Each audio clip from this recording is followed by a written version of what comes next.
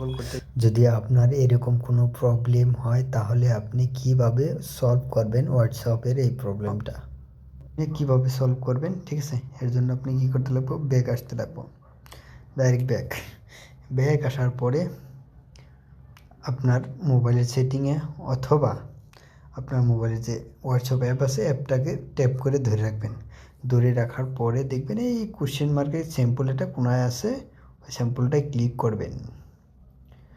Click করার পরে দেখুন এইখানে পারমিশন আছে, এই পারমিশনে ক্লিক করবেন। পারমিশনে ক্লিক করার পরে দেখবেন আপনার ক্যামেরাটা পারমিশন দেওয়া নেই, তা আপনি এটাকে কী করবেন, অ্যালাউ করে দেবেন।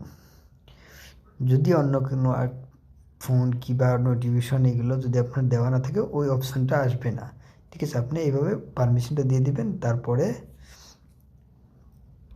দেখবেন এখন আর ওই অপশনটা আসবে না।